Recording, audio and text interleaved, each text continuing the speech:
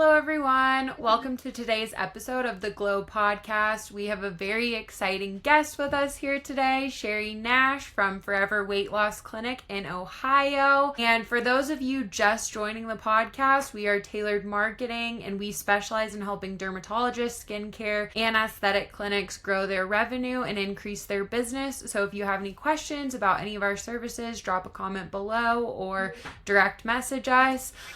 And just kind of getting into it, Sherri, I'm so interested to hear kind of what brought you to starting your business and just a little bit more about kind of your personal journey and business journey. Absolutely. I'd love to share that. And thank you so much for having me on. I really appreciate it. And I think what you're doing is really pretty awesome. So I feel excited. Thank you. Yeah, I'm super excited to have you. Thank you. So I decided to start this clinic, really, someone would say potentially selfishly. It was probably 2.5 or a little bit more than that years ago. I started learning more and more about this medicine. And, I have had the unfortunate luck of probably since I was approximately 30 years old, I've just really struggled with my weight. And and the older I got, the harder it got. And it didn't matter what I was doing right, wrong, or indifferent. I could lose the weight, but keeping it off was always the problem. And so as I started to learn about this medicine and the whole concept that there are some people that just don't have enough reserves of certain peptides and certain enzymes within our body, and that this medicine works within that. I really thought this might be something I need to look into. And so it started selfish. I was going to make this easier for me. And then the more I thought about it, Taylor, I realized that weight loss and weight gain, all of that is so personal. So who better to be trying to support people and go through the journey with possible clients than someone that essentially is living a lot of the same problems they are. So, very quickly we opened a clinic, partnered with some doctors, made some good, hopefully, business moves, and we've been open for 2 years now, 2 years this month.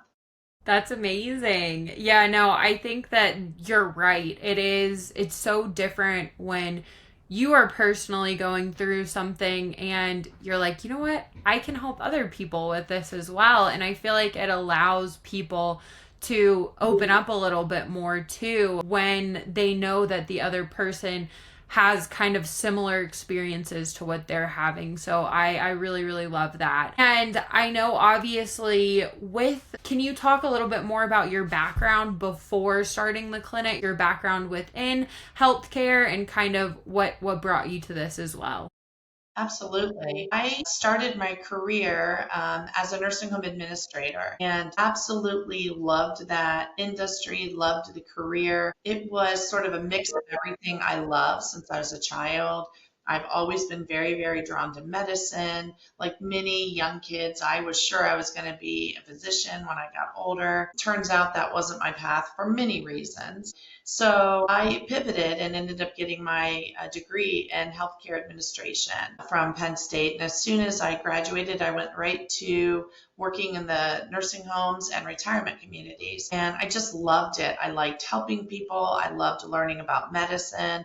I felt as though I was still sort of living that dream. I'm in the healthcare field. I get to really make a difference. And because of that pseudo obsession with wanting to know everything about what's going on with meds, and I'm always reading about new diseases and new treatments, that was how this medicine came to my knowledge, maybe sooner than it would have in a different way. And so for me, this is the perfect combination of getting to help people, making a difference for people, also, getting to be in the business of healthcare and connecting and using my personal experiences and my empathy to make this easier for others during their journey.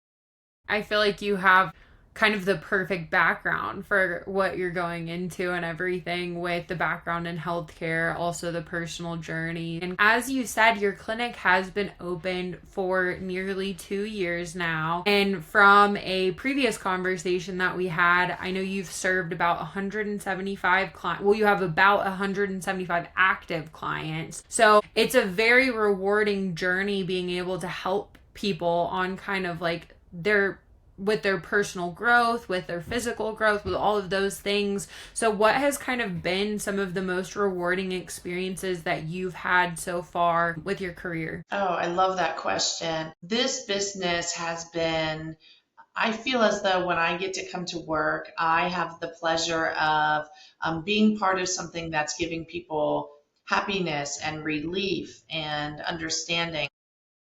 For me, I have some clients that I've particularly attached myself to. I want to see them win. We have some clients that have been with us since I opened, and I Yeah. find that to be completely a blessing because clearly we're doing something right and they're doing something right. We have a lot of clients that have lost over 100 pounds, but then we also have the clients that have lost, 15 and 25 pounds. But for them, that was as important for them emotionally and health wise because that mattered to them. It's been interesting that we've discovered that we all have different reasons for wanting to follow this weight loss journey, and we all have different reactions to it. And so I particularly enjoy the clients that sit down and we kind of get down and dirty about it. We Yeah. really talk about, like, I'm really honest with people that there was a couple of months where I just couldn't get off the late night chocolate. And, it started because of some big stressor that popped back up in my life. And then it became a habit again. And instead of me preaching to people, I owned it and talked to clients about it. And before you knew it, people were saying, they started being real too. Okay, maybe I only lost 5 pounds this month, but the truth is I haven't taken a walk in this amount of time and I've been going out a lot with my friends, and all of a sudden if I'm able to be real, they are too, which means we can be more supportive and successful together. Yeah, I feel like that's such an important piece when you are trying to make some sort of change in your life, being transparent and open about it, because if you're not, then it's not the real picture. So it's hard to get like an accurate look at what's going on. And if you're not being transparent with others, then you're probably not being transparent with yourself too. And so how do you think that you, with your patients, obviously you said that you kind of share your personal journey and you're very transparent with them, but how else do you kind of foster that sort of transparency with them? Is it just very good relationship building, or kind of what creates that trust level? I think that, and it certainly is a trust issue across the board Yeah. because, nobody wants to admit that this is a problem. And, unfortunately, and in the world, it's unfortunately a little bit of a finger pointing scenario rather than there's so much more tied into it. And so I do work very hard on the relationship building, but in many ways, we start that before a client has even stepped into our clinic. Yeah.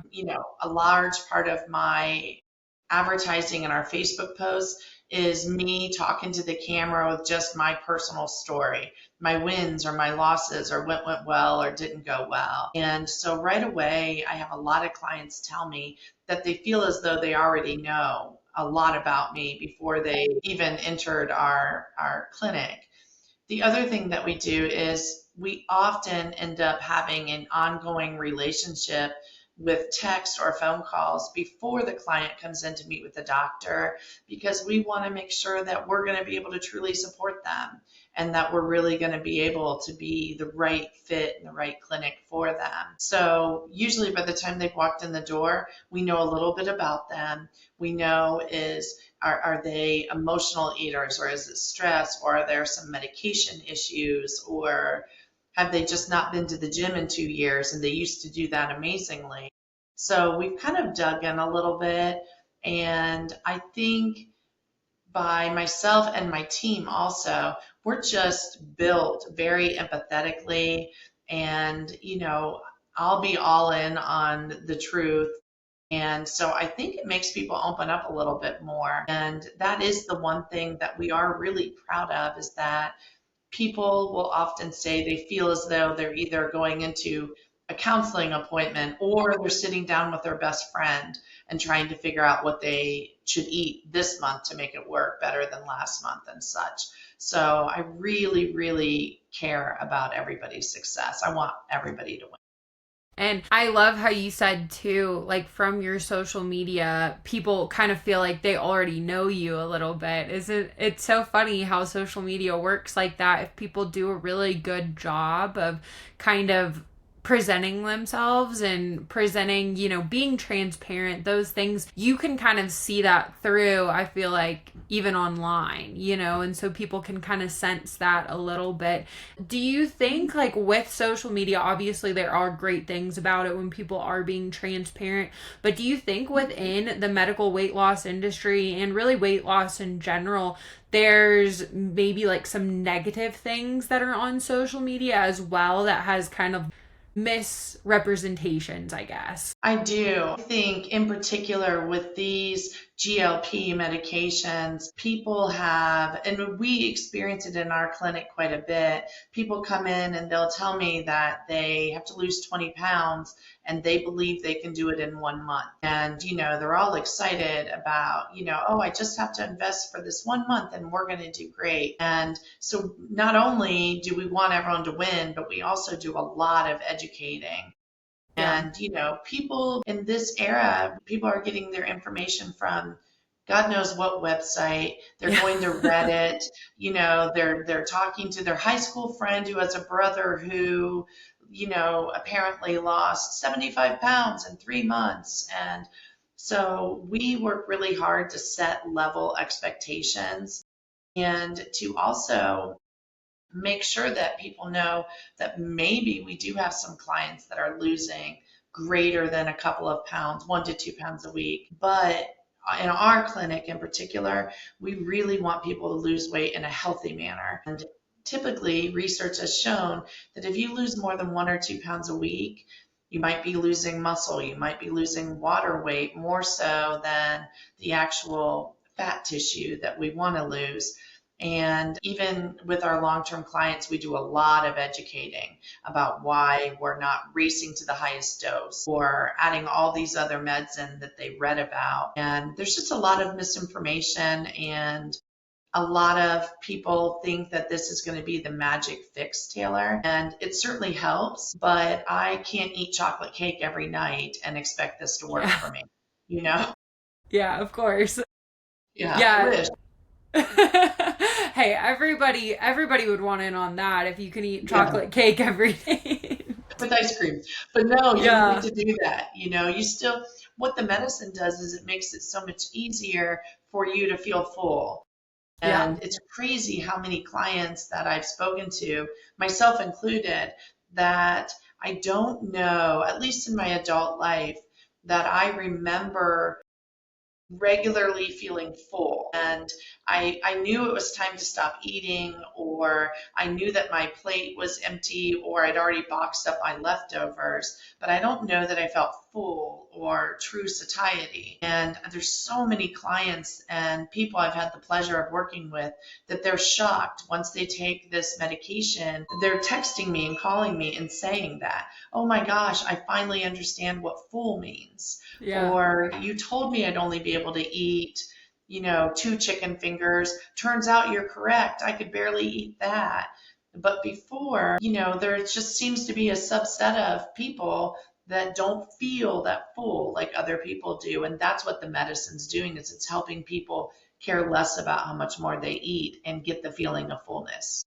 Yeah, no, and I mean, that makes complete sense. Like, if you don't feel full, then you would probably continue to eat because it's like, Yeah. okay, I'm still kind of hungry. Like, I'm not starving, but I'm still, I can still eat more. And then if you get that feeling of fullness, then it kind of changes the game a little, because you're like, Yeah. okay, you're like, you know what, I don't need to eat anymore. Like, I'm already full. Why would I need to eat? So that makes sense that that's kind of what the medicines are doing. And, it's helping people obviously lose weight, but also in a healthy way, like you said, too. I think that that's really, really important for it not to be this rush process. And like, I love that you put such an emphasis on that, because that is very important when you're doing anything with weight loss, really. And this is something that I've also kind of heard about and discussed a little bit, but there's been a lot of discussion right now about weight loss medications and kind of the legal battles that are surrounding them a little bit. Can you break this down for anyone that is kind of unfamiliar with these issues going on, and what this means for the future, depending on how all of that goes? Absolutely. There is. And it's funny. I think that this landscape is changing on a regular basis. Even, I received a notice from one of our main suppliers yesterday about how things are changing, every day it appears. What's happening is that the big pharmacies, for instance, in this case, we'll say Eli Lilly, they have the patent on the Mounjaro, or the other pharmacies are Wegovy and Ozempic. And so they have created lawsuits and have asked the FDA to make it so that the compounding pharmacies will not be able to continue to provide the medication. The premise is that the large pharmacy companies will be able to supply the medication to everybody that possibly needs it. Initially, the compounding pharmacies were able to start producing the medication because it was considered in shortage, which meant not everyone could receive it, so the compounding pharmacies could jump in. Everything was going great. The people were going to clinics like myself and getting compounded versions. The people that could get it through the big pharmacy companies were doing that. Well, now the FDA has deemed, at least for tirzepatide at this point, that there is no longer a shortage, and there's multiple lawsuits going on, arguing back and forth. The supposition is from the compounders that there is no true way that Eli Lilly or the other companies would be able to provide this medication to the vast number of people that are using it. And that those numbers, there's many, many people that have not been accounted for. And so the lawsuit is that both opportunities should continue to be available to people that need it. And, of course, then there's the separate issue of there's a significant financial difference for people. If you are going through a compounding pharmacy, often they're able to offer, or we're able to offer it for less expense, especially if the insurance company is not covering it. Many insurance companies don't cover weight loss medications. So we're able to help people find their health, get on, a better journey, and also afford it, versus many clients were faced with $1,000 or more if they went with the name brand medication.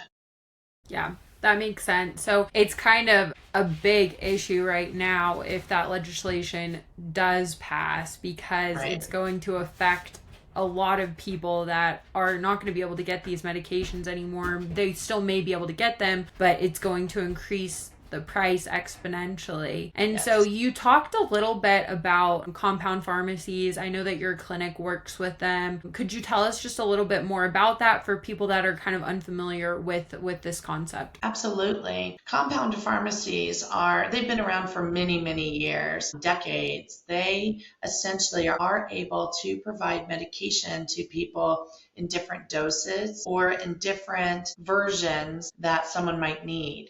Potentially someone has side effects, or they have reactions to certain molecules that might be in a certain medication. So you get sent to a compounding pharmacy where they can give you the same active ingredient, but maybe with a different additive that maybe you or someone else might react to.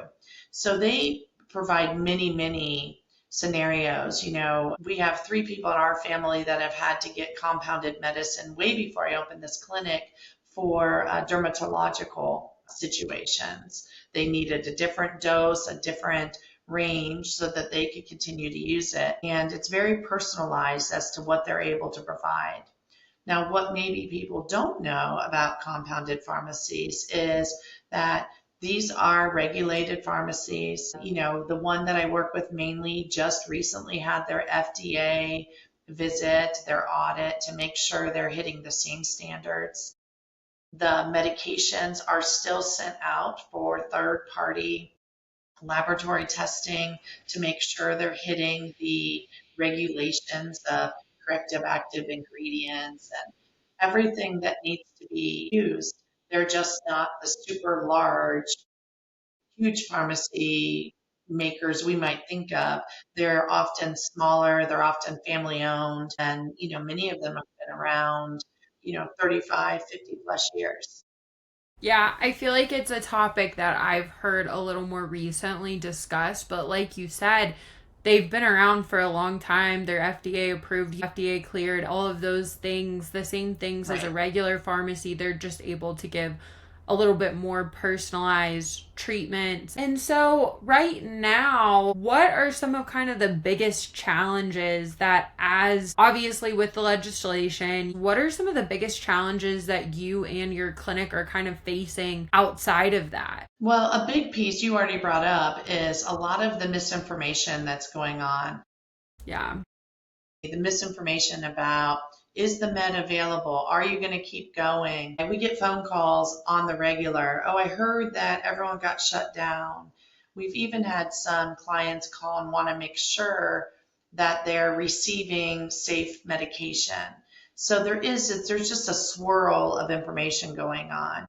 What I like right now in particular about the pharmacies that we've chosen to work with for the last 2 years is that these pharmacists really take things very personally. For instance, they're recently helping us decide, we have a number of residents, clients that are stuck on a plateau.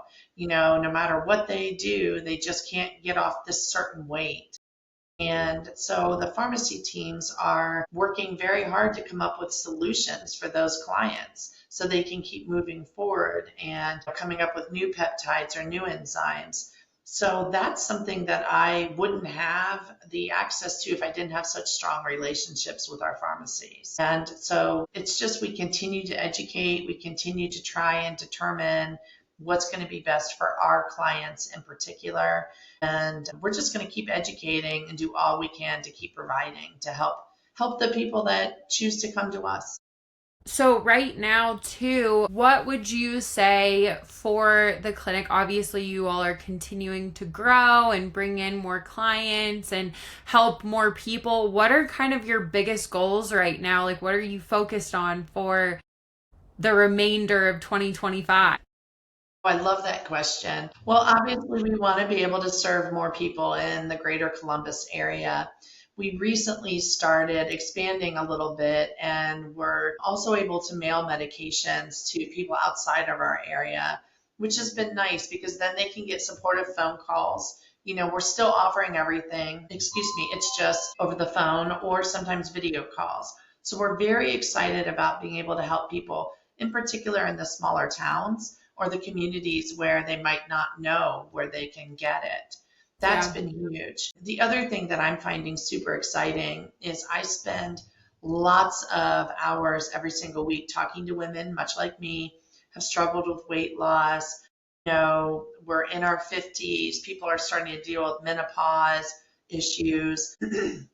And so now we are expanding a little bit and we're working on what are other things we can do to help people with anti-aging. What are some other possible injectables or tablets that we might be able to offer people that are offering collagen and helping people recover more effectively? And that's really fun because I think it's going to give us the opportunity to not only help people hit their weight loss goal, but then, listen, we've got some other things to help you with, whether it be the anti-aging or we're working with our pharmacy on a new skincare line.